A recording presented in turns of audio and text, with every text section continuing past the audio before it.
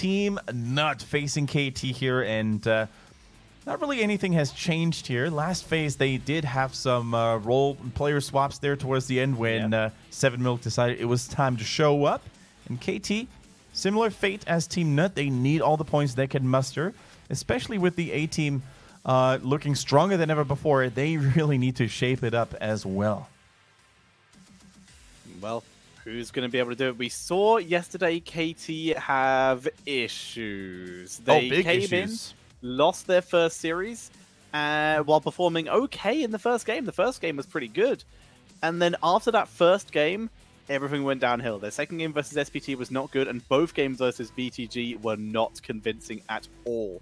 So KT, we've already discussed this. There is only one time where when they've lost the first game, they have been able to win the second game. As such, that first game is all the more important.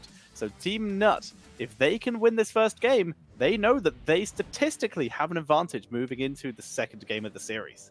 Yeah, and you mentioned KT having some issues. I think they are having big problems at the moment. KT is a team that I personally expected to do, to be able to do so much more, especially with a player like Bad reinforcing them. He is formerly known as Andre, and he was good enough for the one to actually pick him up as a substitute earlier this year during a mid-season brawl, I believe that was. So yeah, I mean, individual talent is there, but it's always the case. It has always been the case in teams that Timeless has been part of. Individual skill, yes, Timeless is good. Bat is really, really good. Then they've got a top-tier support with Atui, but something doesn't really seem to be able to click, you know? And we're going to be starting off with the Towers of Doom. Can they bring it to click, or will this be another shaky performance by either of these teams? Let's find out, as it is going to be KT with the first pick and first ban, as this was a TeamNut choice.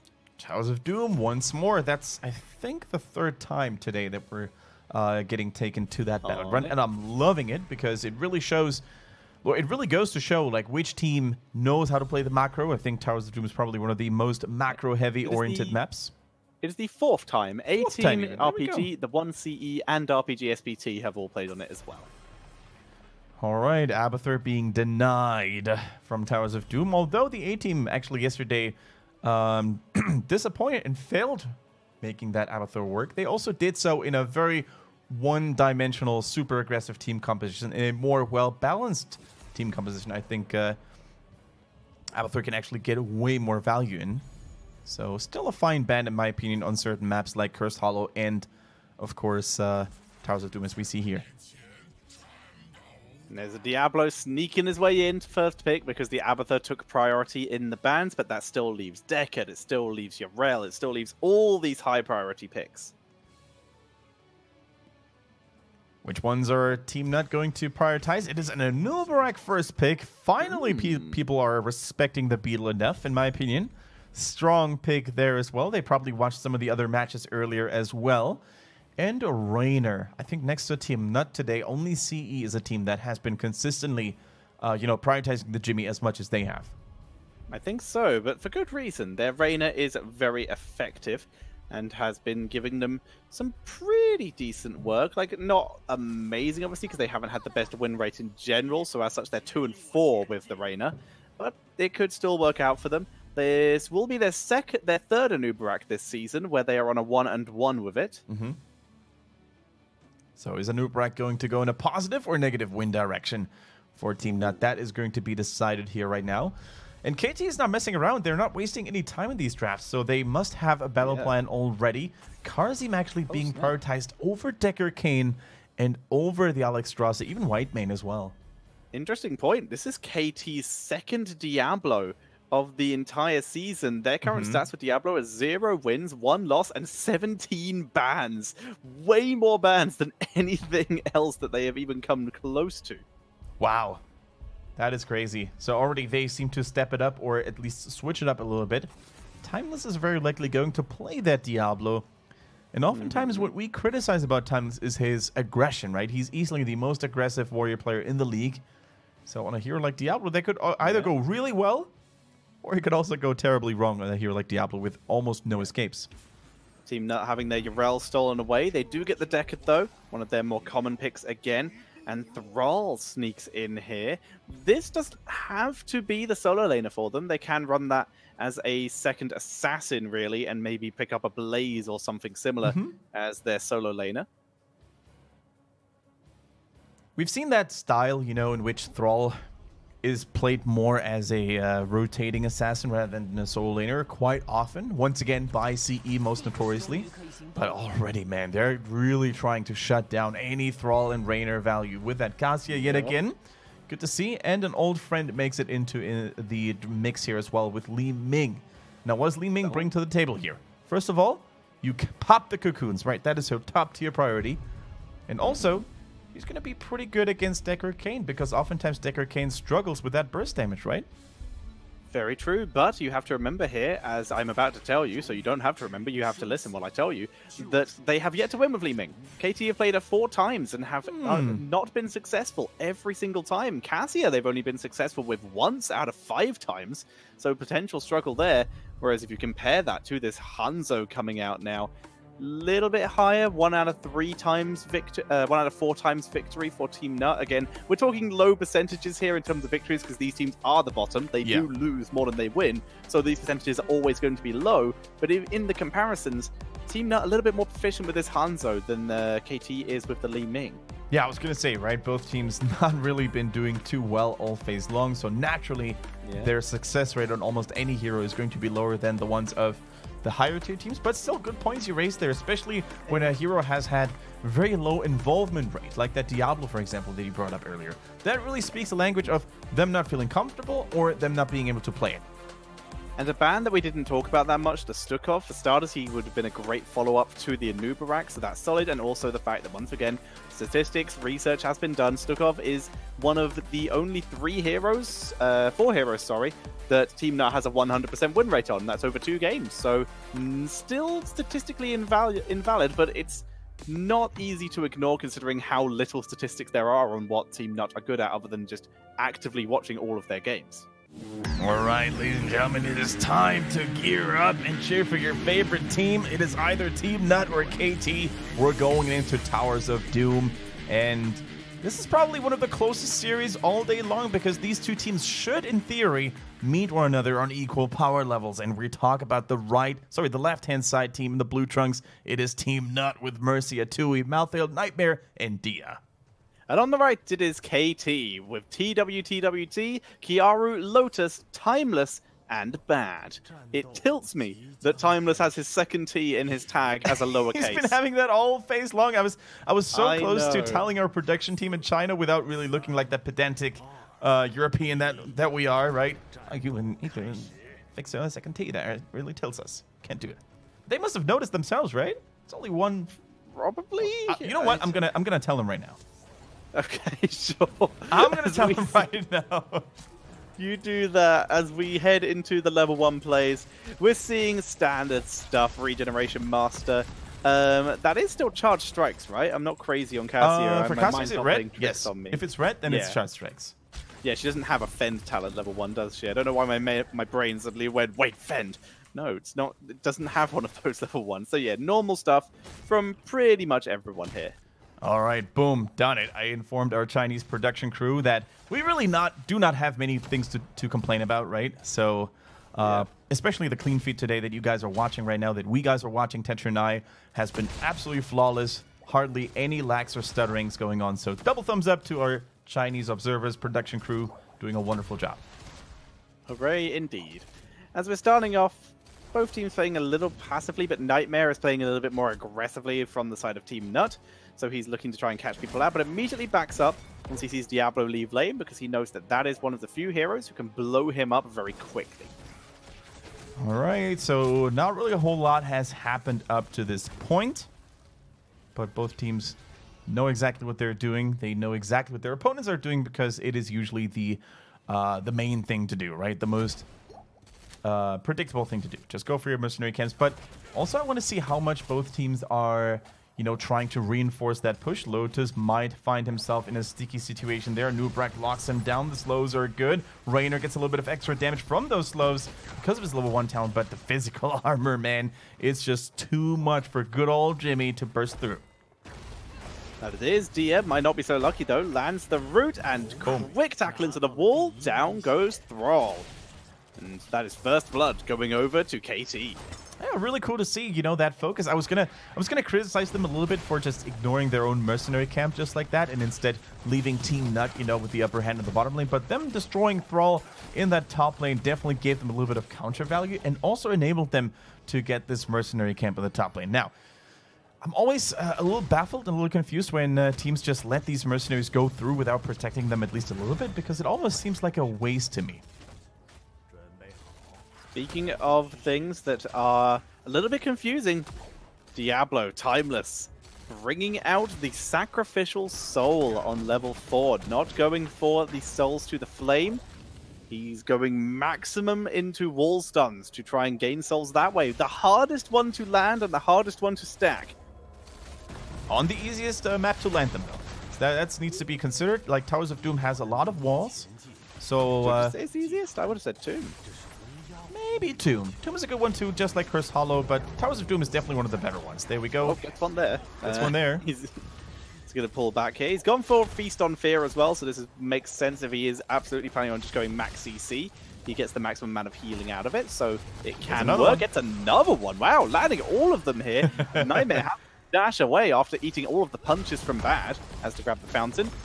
Deckard not landing the interrupt this time. Hanzo, Sonic Arrow, but TWT is going to be able to channel it in, and that will be a 2-for-1 in favor of KT. Yeah, I think Timeless actually, he was the one main reason why TeamNut actually had to retreat in the end there, because they had taken so much damage prior to the actual team fight that was about to erupt. So they didn't even have the chance to initiate. They had to retreat immediately, and they had to let go control over that bottom altar. But they're not letting go of that mercenary camp so easily. They realize, you know what?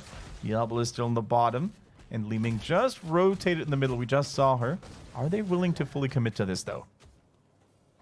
So we see Malthael hovering off to the side, waiting to see if Diablo rotated up. Didn't happen. And as such, they're just trying to force the leash, just trying to stop KT taking this camp over and over again. You can see Diablo committing to this all-in physical, all-in one-shot build with Malevolence. Gets another stun, more stacks. He's certainly making the most of this Sacrificial Soul talent. And later on, of course, Diablo has that talent option to go for the double stun, you know, with 13-16. Could go for some insane damage. Malthael took a little bit of damage, but he was able to dodge the blind of the Cassia, so he's dropping a good amount of damage, but Diablo with the charge, and Malthael will get dropped. Good thing for Nightmare that he still had his shields up and the Deckard nearby, but as we said, you know, Jimmy is not having the best of times here against that Cassia and against Li Ming, and already Diablo is fully stacked here after 4 minutes and 59, thanks to that unusual talent choice, the Sacrificial Soul. But if you have those good team fights near walls all the time, you're actually going to be able to stack that up pretty handsomely. And Tetra, the mighty Timeless, has heeded your call. Almost heeded your call, sorry. For a moment, I thought it was Diabolical Momentum. No one ever goes Diabolical Momentum, Michael. So we see Timeless rotating down. He's gone for one-shot build instead. It's it makes sense. It's a build we've seen before. So we focus onto, once again, Nightmare. Now he gets 40 armor, by the way, after completing that. Which is pretty dope, as we see him just dropping in. And a little bit of extra healing, too. Another slam. Lotus is absolutely dead. That was a very casual rotate in and murderize coming in from TeamNut right now. Able to pick up a kill. Now looking for a second as they turn onto Timeless and onto TWT, focusing them both down. TWT will live, Timeless will not. Did you guys just see how Diablo was sitting at 75 armor for a bit, with Irel actually reinforcing the innate 40 armor that he gets from the charge now? So maximum armor value. You can't go higher than that. Can't go higher than 75, unfortunately. So yeah, didn't help him though. Still, Diablo fell and lost all of his souls, so he's not going to do mini dibbles. And it's going to take a while to actually get those souls back in place. This is Timeless. Like you said, he's going to have to get more souls. I'm sure there's a Tiny Dancer remix that could be applied to Tiny Dibbles, but I don't have it. As we do see Timeless backing up. Once again, he is squishy now, so he has to be more careful with his rotations now as Nightmare begins to put on the pressure.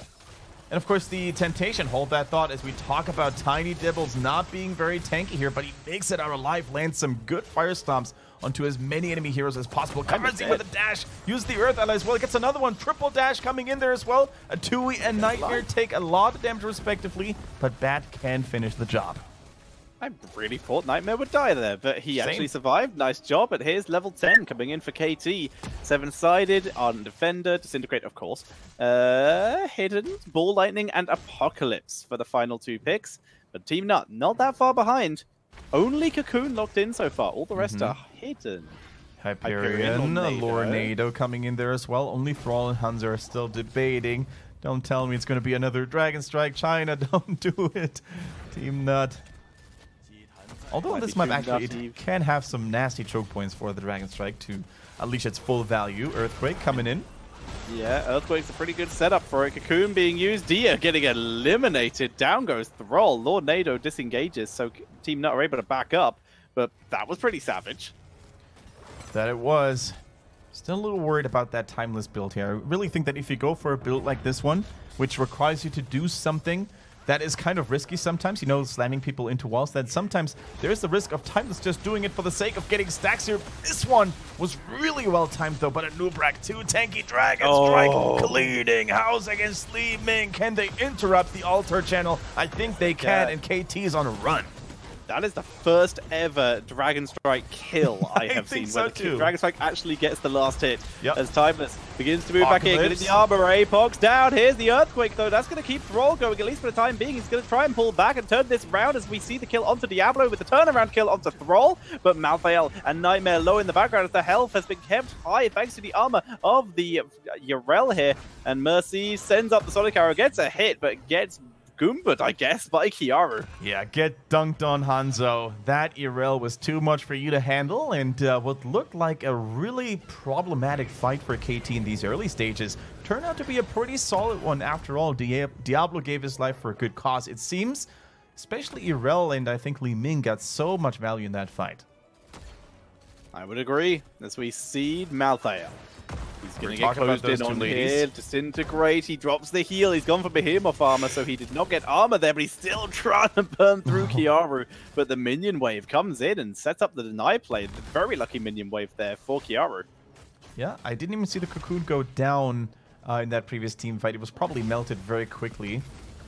So yeah, that's something that TeamNut wants to be on the lookout for. Ideally, there's always going to be that staring contest, you know, that standoff between Nubrak and Li Ming. Nubrak ideally wants to wait until Li Ming uses Disintegrate in another situation. On the other hand, the Li Ming only has this one job of using her heroic ability in the first place, right? You don't want to use it unless it's super safe to actually secure a kill, for example, with a Nubrak already on the retreat.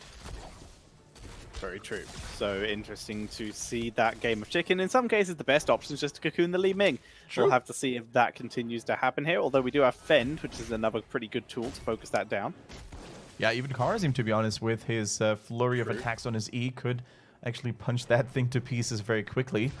Now, 13 is going to be around the corner for TeamNut here. Looks like they're actually starting a boss here. They realize, you know what? Fighting down a talent, also arriving too late to that altar location, is going to be very risky, and they out-mind game their opponents. Look at KT. They are completely occupied and busy here in that bottom lane. The question is, will TeamNut make it down in time there to protect their bell tower in the bottom? Question is, they will definitely make it down in time to protect the belt. Actually, it's double sapper. It should still live. It's just going to be dropped very low here. The question is, what can they actually do about the objective? I take that back. I did not realize that was as low as it was. As we do see Dia taking a lot of hits as Yrel dives in pretty deep here. Li Ming takes bot, and as such, 5 shots go onto the core of TeamNut. And KT beginning to try and pile on the aggression. Timeless looks for his opportunity here.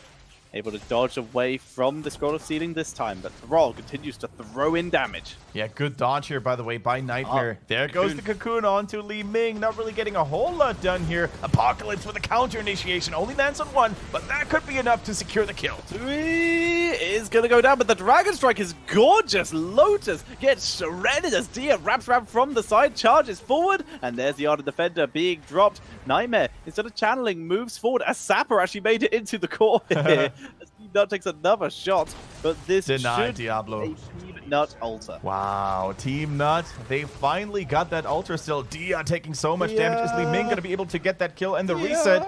Magic missiles, they missed, unfortunately, but finally, there we go.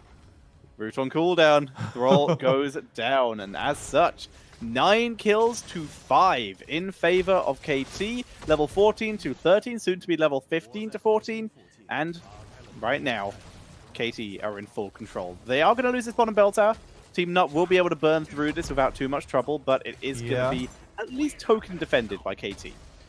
In this moment, I would have actually liked to take a look at the stacking process of TeamNut's Thrall player, whether he had the Wolf Pack available a little before, because that would have really lowered the cooldown of his Feral Spirit significantly, and if he didn't have it ready, then that is one of those details that really add up to a big disaster sometimes. So that's the point. Could have been the issue there if he wasn't fully stacked yet, but we do not have the ability to see that. We do see the scroll of ceiling, comes in, quickly cleans up what's there. Yep, that bell tower goes back into the hands of TeamNut. So they're going to equalize the score here a little bit. Gives a nice chunk of experience there as well. 15 to 15. Almost 16 though for KT. And look at Timeless lurking in the shadows, trying to find an unaware target here. 3 altars, man. There's going to be several battles breaking out really soon, I think, on several fronts. They hover around. These sappers, they really should try and clear these up before the bell tower spawns. Too late, and all 3 sappers make it onto the bell tower. Yeah. Okay.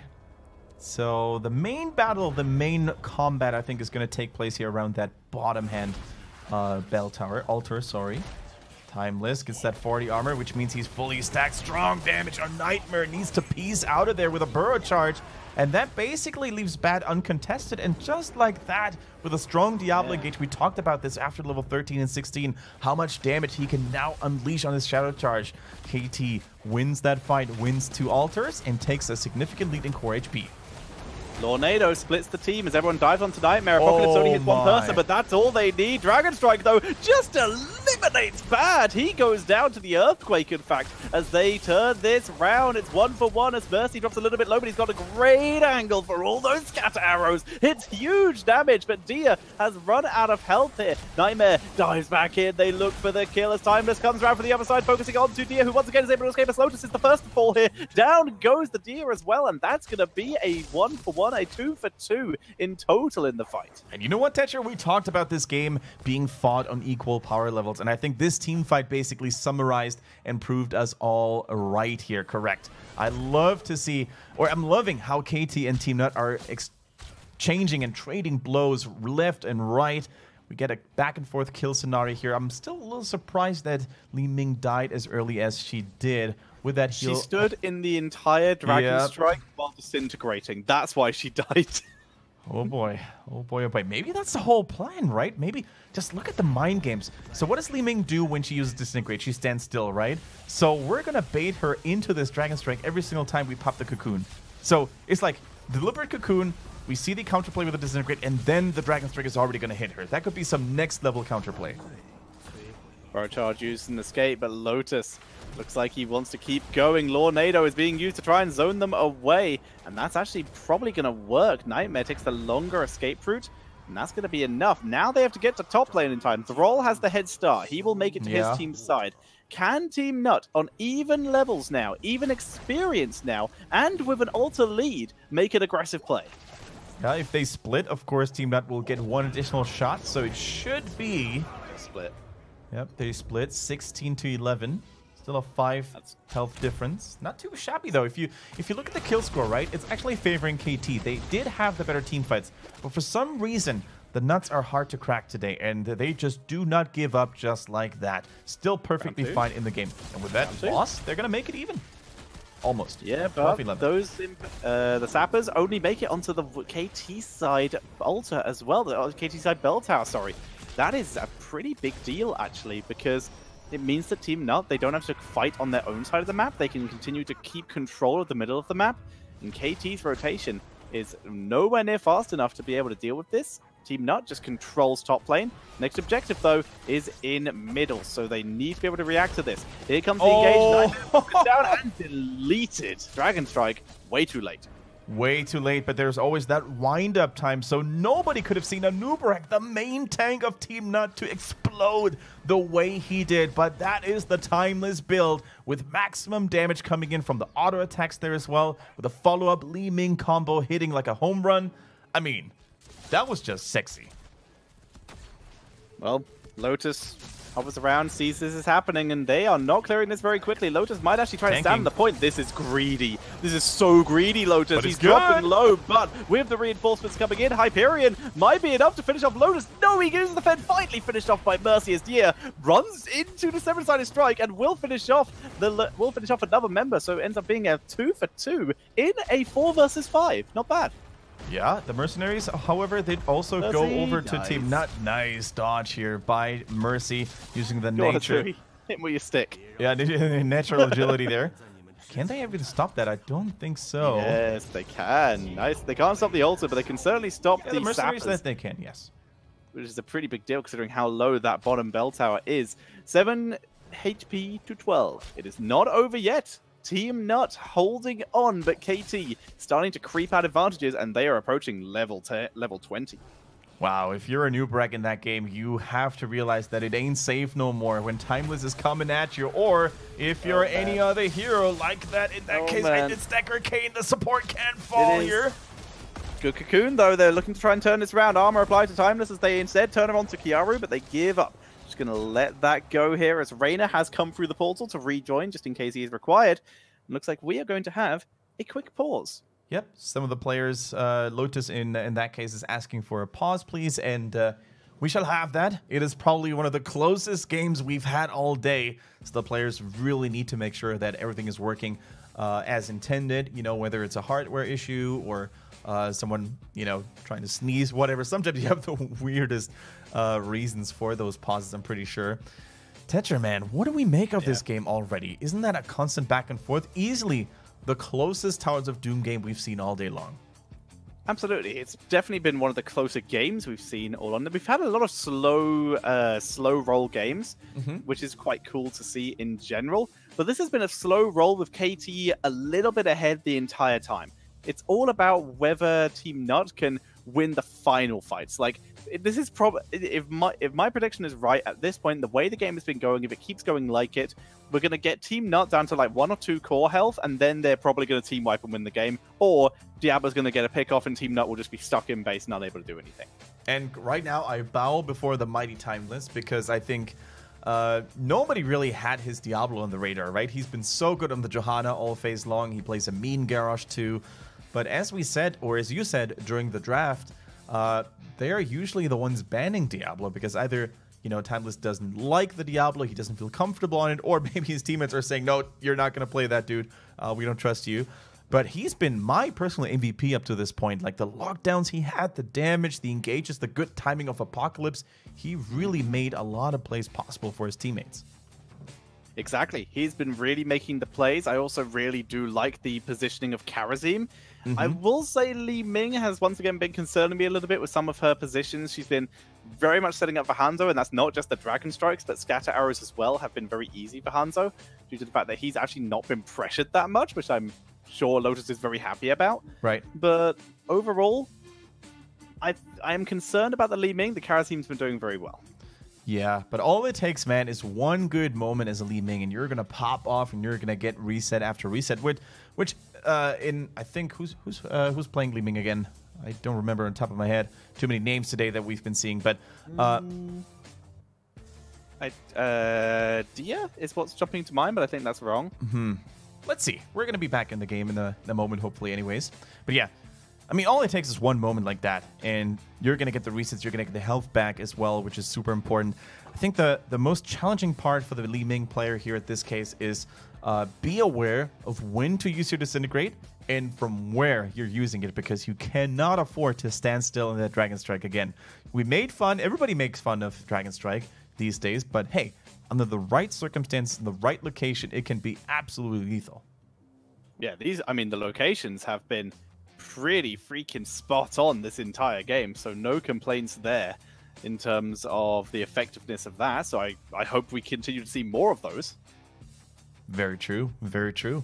I think it might be Bad who actually plays Li Ming, or is he on no, I think it might be Bad. He's usually the mage player for KT. That's probably right. I might be wrong, but we will see.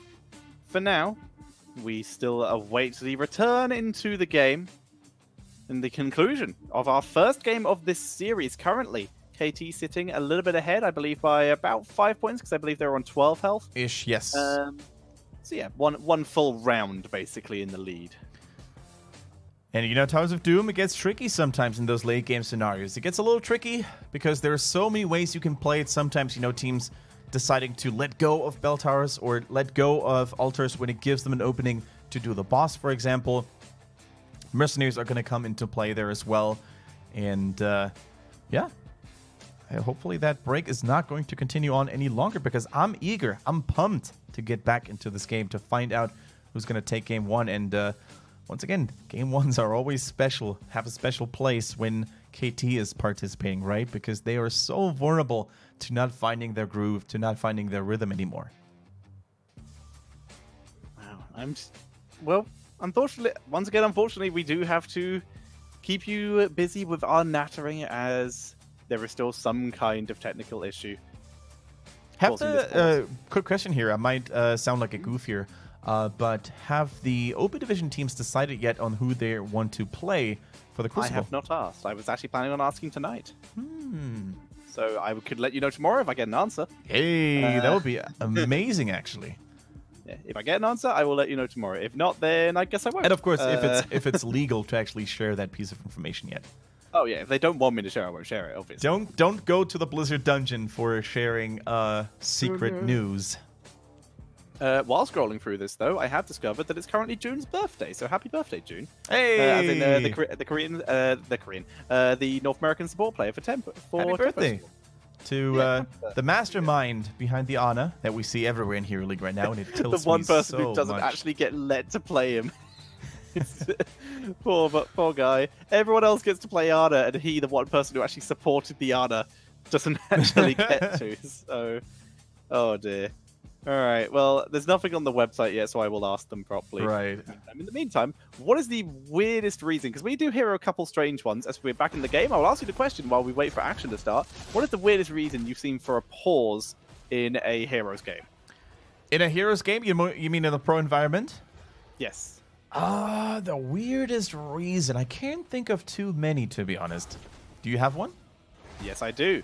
Oh, hang on, I will tell you about it maybe in a bit as Nightmare Burrow Charge on Subterranean Shield value once again. And mine is Dignitas had to pause the game because Bakery got a nosebleed during a game. Oh no, poor Bakery. That was a classic old one. That's a good Apocalypse. Get 3 members, and this time they take out Nightmare. 7-sided Dragon is good damage with Dia. Runs forward with a multi-person route. They're looking to try and pick up any kill. Dragon Strike is good, doing huge damage. Yrel just runs into it, does not care with Ardent Defender up. With a 4 versus 5, Timeless rushes in to look to try and end the game for second kill, but he can't do it. TeamNut, resilient with that hard outer shell. They keep going. Yeah, the thing is, though, they need to survive here. Those 2 altars will mean game over for them. TeamNut's Dia is trying to scout the bush here, doesn't want to face check here. Diablo, stay away from the walls here. Nice. Stay away from the walls. He can't afford to get stunned and comboed, leaving us in the bottom. It's a 4 versus 4 Tetcher. They're trying to kill off Mercy, and they get it with the dash from the Karasiv. Down goes a Tui, and this is gonna be it, Kendrick. After that pause, they're able to pick it up. Malthael is chasing down Bad. Will get the kill because the rest of the team did not react, but Malthael will finally drop, and that is gonna be it. That is a full 5 shots on the 2 health core, and KT will take game number 1. Timeless with yet another beautiful engage in a 3-man apocalypse. They're paving the way.